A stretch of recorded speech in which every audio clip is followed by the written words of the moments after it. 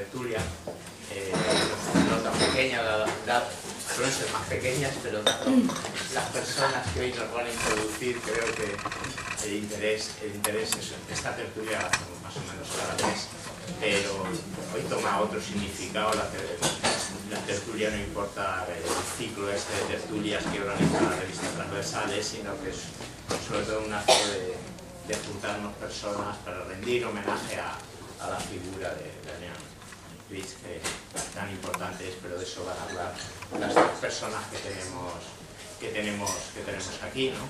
Y entonces, bueno, yo simplemente, todo el mundo las conoce, pero bueno, a ti también, pero bueno, van a presentar el tema y luego hablaremos sobre eso, ¿no? Nos quedamos hasta las 9:30 con esto, pero tenemos que dejar el sitio, ¿no?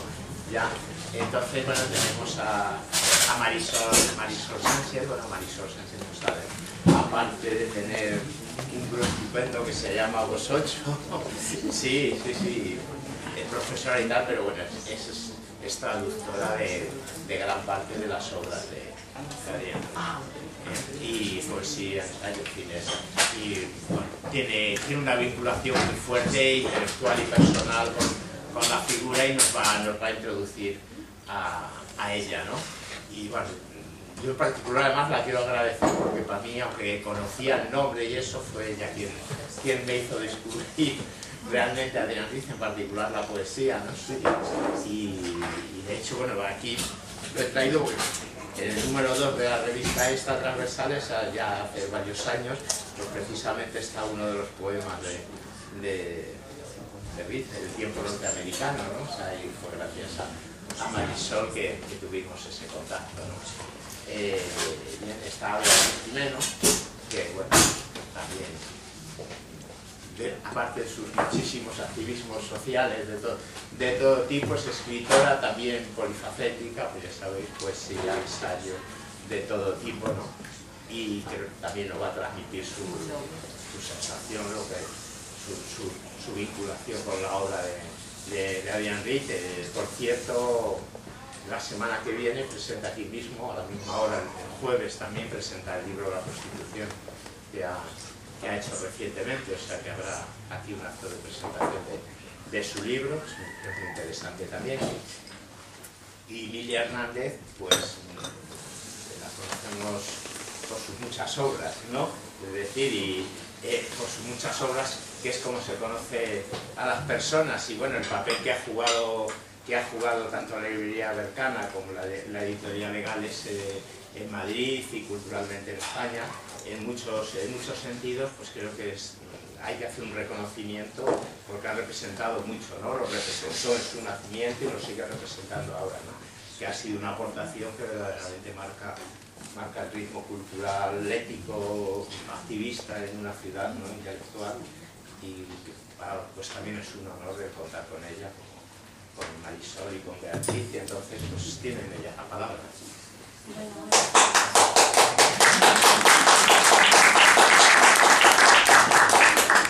pues gracias a Luismi, a la librería de Marabunta. Yo he preparado una pequeña introducción a Adrian Rich más teórica y por eso lo voy a leer. No quiero dejarme nada, quiero ser más concisa y no quiero dejarme nada por decir. Luego en el turno de, bueno, como no habrá diálogo, pues ya podemos hablar de otra manera. Yo lo he titulado Un lugar a salvo, porque es lo que representó para mí su obra. No sé nada. Quito esto, quito el ventilador, sí. Bueno, cuando os aséis me decís, ¿vale? Bueno, pues yo lo he titulado Un lugar a salvo. Perdonadme, pero no puedo realmente levantar mucho más largo. Digo que Un lugar a salvo es lo que para mí representó la obra de Adrian Rich. El pasado 28 de marzo falleció el excepcional poeta, teórica y crítica feminista norteamericana Adrian Rich, afectada por una dolorosa artritis reumatoide que le produjo desde muy joven una cojera muy impactante. Murió a consecuencia de las complicaciones derivadas de esta enfermedad. Como estudiosa y traductora de sus poemas y ensayos al español, pero sobre todo como una admirada lectora, solo puedo expresar el duelo que tantos y tantas compartimos ante la pérdida de un referente de tal estatura en estos tiempos menesterosos, como diría el poeta Herderling. Y es que Rich ha sido una poeta de excepcional lucidez que ha hecho de los versos una personalísima experiencia que recorre toda una vida y un tiempo. y que ha contribuido a configurar la potente poesía escrita por mujeres norteamericanas que desde los años 60 han luchado por expresar una versión femenina del mundo. Considerada una de las mejores poetas de Estados Unidos, son notables sus otras actividades como teórica, activista política y feminista. Además de ser una voz feminista de extraordinaria importancia, como ya he dicho, defendió también con valor la necesidad de rescatar los valores del marxismo, algo muy poco trendy, como yo digo, en estos tiempos, así como la necesidad de las visiones utópicas de cada uno de nosotros frente a la complacencia y la desesperanza de estos tiempos oscuros y difíciles en los que el solipsismo del yo autorreferencial ha sustituido a ese nosotros comunal que es el auténtico motor de un cambio revolucionario. Su poesía y su prosa nos enseñaron a imaginar un lenguaje distinto, un mundo distinto en el que ya no sería tan fácil aceptar lo inaceptable, un mundo distinto en el que el arte debería acudir a la llamada de un imperativo moral. Por todo ello, esta pérdida es, para mí, desde luego, absolutamente irreparable. Rich se definía por encima de todo poeta, y era un excelente poeta en cuyos poemas resuena el amor y el respeto que ella siempre tuvo por el lenguaje. Un lenguaje que se enfrenta a un silencio que es el principio básico de la inacción, ya que todo aquello censurado y de lo que no se habla revierte en algo paralizante que condiciona nuestras vidas. Para paliar de alguna forma esta omisión histórica, Rich se embarca a lo largo de su obra en la ardua labor de formular preguntas de mujer y de mantener viva la idea de que siempre hay una posibilidad de cambio dentro del orden social y político establecido. Es precisamente la connotación política de sus versos lo que la hizo no ser considerada inicialmente una poeta convencional, es decir, la poesía de Rich va mucho más allá del detalle autobiográfico en un principio, porque luego es mucho más hermético, no hay referencia personal alguna. Pero al principio sí que plasmaba mucho más el detalle autobiográfico en su obra, pero siempre había una connotación política. Por eso no era simplemente un poeta confesional más, como por ejemplo Anne Sexton o no sé, incluso podríamos considerar Sylvia Plath. Había algo que era susceptible de ser interpretado de una manera existencial o metafísica, o de hacer extensible dicha experiencia a todos nosotros. Por eso el matiz es diferente. Así, Rich fue evolucionando desde la domesticidad de los años 50, en la que ganaba premios por ser una obediente alumna de patriarcas poéticos como Gordon o Yeats, a los airados poemas casi de guerrilla de los años 60, o a los concienciados versos feministas de los años 70, años en los que Rich emerge públicamente como lesbiana, sufre el desgarro familiar del suicidio de su marido, que se suicida precisamente ante el divorcio, y se embarca en una labor incansable como teórica, editora, conferenciante y crítica feminista. Rich rechaza la destructiva labor del hombre en un mundo que, como ella dice, ellos mismos han vendido a las máquinas, esto es un verso de un poema suyo, y diríamos que en aquellos años su ira es incandescente. Acabada la victimización, las imágenes de las guerrilleras de sus poemas de la década anterior se transmutan en mujeres exploradoras que, transformando obsoletas cartografías, se embarcan en un viaje de exploración metafísica. Yo voy a leer como tres poemas que considero esenciales, pero concretamente me gusta especialmente el poema Traducciones. Es un poema que yo traduje. Y eso es un poema de esta época en el cual ella plantea cómo el amor, en este caso es el amor heterosexual, pero cómo el amor socialmente es utilizado contra la mujer como un mecanismo de control. Es decir, cómo las mujeres se victimizan por amor, para ser queridas. Y dice así: me muestras los poemas de una mujer de mi edad o más joven, traducidos de tu idioma. Algunas palabras aparecen: enemigo, horno, tristeza, suficientes para saber que es una mujer de mi tiempo, obsesionada con el amor, nuestro tema. Lo hemos hecho trepar como hiedra por nuestros muros, lo hemos cocido como pan en nuestros hornos, lo hemos llevado como plomo en nuestros tobillos, lo hemos observado por los prismáticos como si fuera un helicóptero que trae comida a nuestra hambruna o el satélite de un poder hostil. Empiezo a ver a esa mujer haciendo cosas, removiendo el arroz, planchando una falda, mecanografiando un manuscrito hasta el amanecer, intentando llamar desde una cabina. El teléfono suena sin que lo contesten en el dormitorio de un hombre. Le oye diciéndole a alguien: no te preocupes, ya se cansará. Le oye contándole su historia a su hermana, que se convertirá en su enemiga y que cuando llegue la hora alumbrará su propio camino hacia la tristeza, ignorando el hecho de que esta forma de dolor es compartida, innecesaria y política. Bueno, de estos años es también el esencial ensayo. Adrienne Rich ha escrito multitud de ensayos, pero yo destacaría como 2 o 3 esenciales. Uno de ellos es, por supuesto, Heterosexualidad obligatoria y existencia lesbiana, que fue publicado en el año 80. En él Rich llega a la conclusión de que la heterosexualidad es una institución que, al igual que la de la maternidad, es utilizada por la sociedad para mantener sometidas y victimizadas a las mujeres. En sus páginas, Rich describe la manera en que la violencia masculina se ha manifestado contra ellas, no solo en la guerra, sino en el lecho que comparten los amantes, en los lugares de trabajo, en la calle, en la mutilación genital, en el proxenetismo o en los medios de comunicación. Frente al aislamiento histórico de las víctimas, Rich propone un espacio ideológico y semántico puramente femenino. A diferencia de las anteriores, caracteriza este espacio como un continuum lesbiano, en el que su concepto de lesbianismo, desarrollado a partir de los planteamientos de Simone de Beauvoir en El segundo sexo, se percibe como la negativa deliberada a aceptar la fuerza coercitiva de la heterosexualidad impuesta. Desde esta base, Rich construye una resistencia feminista al patriarcado. Siendo la propia Rich se definía como una endless beginner, una principiante infinita, y por tanto siempre se ve una evolución en su obra permanente y enriquecedora, porque se nutre de lo anterior pero siempre avanza. En 1984 escribe Apuntes para otro ensayo canónico para mí, Apuntes para una política de la posición, en el cual ella ya va más allá de la política de la identidad, incluso de la política sexual. En este ensayo, Rich abrió la puerta a un tema nuevo, defendido también más tarde por autoras como Teresa de Lauretis, Rosy Baraidotti y Linda Alcoff. Una teoría fundamental precisamente para la teoría feminista postcolonial. En él mantuvo que la raza, la clase, la religión o el momento histórico en el que uno vive interseccionan con la opresión de género en un contexto en que la subjetividad está sometida a permanente cambio. Dentro del entramado de este contexto, el espacio ofrece el medio ideal para articular las diferentes facetas de la subjetividad. Yo puedo ser una mujer, es decir, la teoría de Richards, yo puedo ser una mujer oprimida como mujer en Madrid, en España, pero desde luego, si soy negra, si soy lesbiana y si vivo en un país africano, a lo mejor soy infinitamente, tengo otra, en mí confluye en una simultaneidad de opresiones. No solo existe la opresión de género, que es fundamental, pero también hay otras más. Y empieza a desarrollar la idea de que también la opresión económica, el sistema capitalista, nos oprime a todos por igual como individuos. Rich se mueve poéticamente en dos poemarios esenciales. Se mueve desde el contexto amplio de un atlas del mundo difícil a el momento norteamericano en oscuros campos de la República. Yo debería decir también que a mí los títulos de las obras de Rich me encantan. Es una perfecta tituladora, no sé si eso existe esa palabra. Bueno, entonces, en oscuros campos de la República, convencida de que la sociedad ya no se deja captar como un todo, hace una descripción del contexto físico y espiritual norteamericano, al que la autora no denomina mapa objetivo sino mural, conformado por diferentes interpretaciones subjetivas, todas ellas igualmente válidas y extensibles a todos nosotros.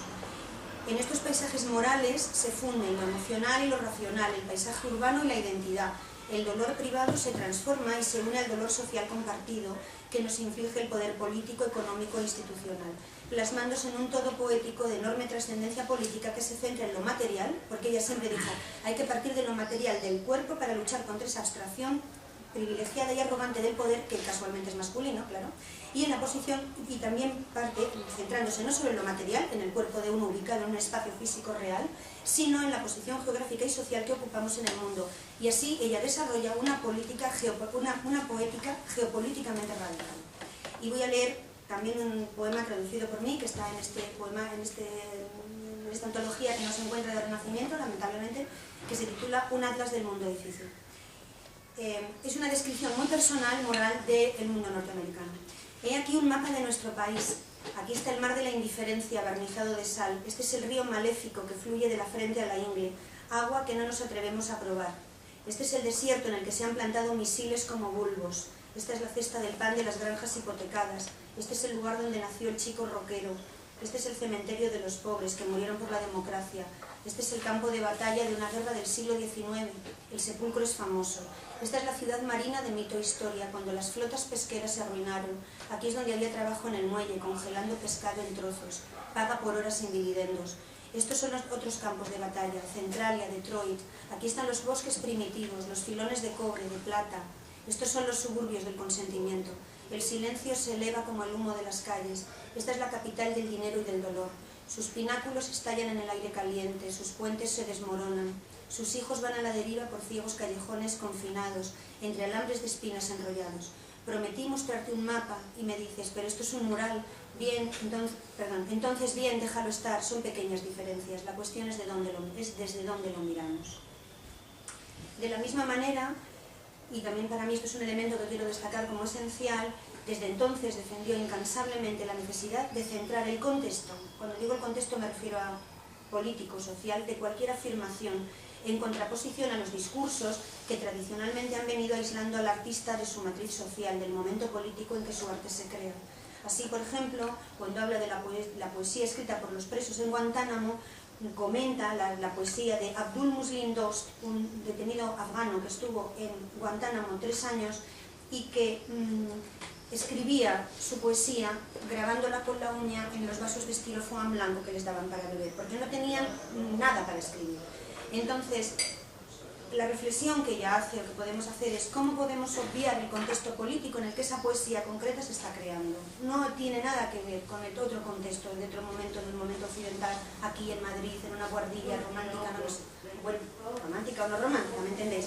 Pero, entonces, dice, la poesía no solamente, bueno, esto es una reflexión mía frente a lo que él dice, la poesía es un medio de resistencia. Aquellos hombres recurrían a su memoria y a su cultura y eso les salvaba, no por el mero efecto estético de la poesía, sino porque la poesía es un medio de resistencia que cuando no es banal, quiero decir, cuando no es trivial, cuando no se trivializa, cuando es honesta, se convierte en una forma de resistencia frente a los totalitarismos, que por eso precisamente la quieren erradicar, porque su potencial revolucionario es inmenso. Entonces, en estos momentos la reflexión que ella hace es ¿qué sucede? Esto cito literalmente del libro de ensayo Sangre, Pan y Poesía, que también traduje para Icario. ¿Qué le sucede al corazón de quien es artista aquí en Norteamérica? ¿Qué peaje paga el arte cuando se separa del entramado social? ¿Cómo se controla el arte? ¿Cómo se nos hace sentir inútiles e impotentes en un sistema que depende de nuestra alienación? Y en paralelo traigo un extracto del poema Tiempo norteamericano, que es el que hace referencia a Luis Mía al principio. Y también habla, como veis aquí, de la necesidad de que una crítica, que hace buena crítica poética, no puede olvidar el contexto, como siempre, en el que los poemas se crean. Esto es un fragmento, ¿eh? Todo lo que escribimos será usado contra nosotros o contra quienes amamos. Estas son las condiciones, las tomas o las dejas. La poesía nunca tuvo ocasión de estar lejos de la historia. Imagina que quieres escribir sobre una mujer que entreteje el pelo de otra mujer, dejando que cuelgue, o con cuentas y conchas, en trenzas de 3 cabos, o como filas de granos. Mejor sería que supieras el grosor, la largura, el modelo, por qué decide trenzarse el pelo, cómo se lo hacen, en qué país sucede, qué más sucede en ese país. Tienes que saber estas cosas.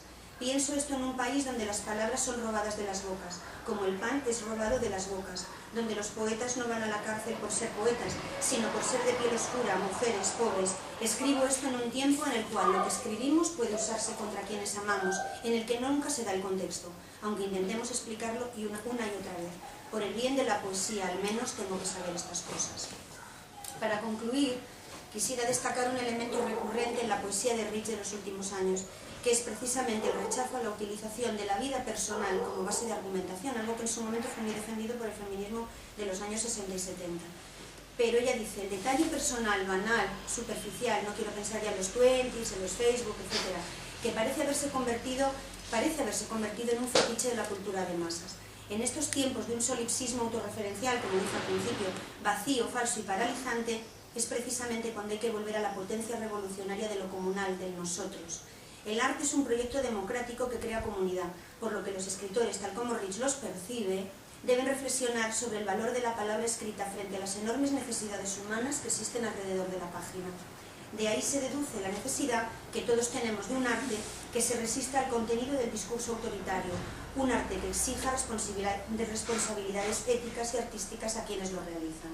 Y he seleccionado un poema no traducido por mí, sino por Jorge Iglesias, de precisamente Oscuros Campos de la República, que a mí me gusta muchísimo, que se titula En aquellos años. En aquellos años, dirán las gentes, perdimos el rastro del significado de nosotros, de ustedes, hasta encontrarnos reducidos a yo. Y todo ese asunto se tornó estúpido, irónico, terrible. Intentábamos vivir una vida personal, y cierto, aquella fue la única vida de la que podíamos dar testimonio. Pero los grandes pájaros oscuros de la historia gritaron y se sumergieron en nuestro clima personal. Fueron decapitados en alguna otra parte, pero sus picos y alas se movieron a lo largo de la costa, a través de jirones de niebla donde permanecíamos diciendo yo. Y ya termino. Como dice el poeta James Scully en Line Break, un poeta que yo conocí por Rich, yo he conocido montones de poetas siempre a través de las palabras de Rich, muchos más por mi cuenta, pero sobre todo los que ella recomendaba, siempre eran de enorme interés. Pues como dice el poeta James Scully en una obra suya que se llama Line Break, ser un escritor radical exige que este o esta, el poeta, haga una autocrítica audible en sus poemas. Y esto lleva inherente una praxis social extratextual. De hecho, el libro de James Scully se titula Poesía como praxis social. Y dice, en esa praxis social extratextual, añado yo, no caben huidas ni exilios interiores, y suena muy en sintonía con las concepciones izquierdistas de Brecht. Esto es, a mi entender, lo que Rich ha pretendido siempre llevar a cabo. Ella creía profundamente en el arte como proyecto democrático y en una praxis social de su obra. Y debo añadir que por ello su obra se convirtió para mí en un referente feminista y político esencial, ya que, ¿cómo dudar a estas alturas de que el feminismo es, más que un movimiento, una teoría, una herramienta para pensar el mundo de una manera alternativa, concretamente en términos de paridad, pero siempre un mecanismo de interpretación? En la obra de Rich, el lenguaje es un eje de relación con lo real y el mundo, y lo real exige recreación constante. Creo que esa es la única forma de experimentarlo. Yo, hablo ahora ya de mí personalmente, necesito desesperadamente textos que de manera clara me ayuden a subvertir versiones acomodaticias por medio de la creación, la reinvención, la insumisión. Textos que me ayuden a reinterpretar mi mundo y el mundo, a recrearlo. Textos como los de Rich, en los que la creación artística se oponga a repetir mecánicamente la versión oficial, algo muy necesario en estos tiempos de lazo social quebrantado y de auge de actitudes cada vez más reaccionarias y yo diría totalitarias. Y es por eso, ya concluyo, por lo que para mí la obra de Rich ha sido siempre un lugar a salvo. Gracias.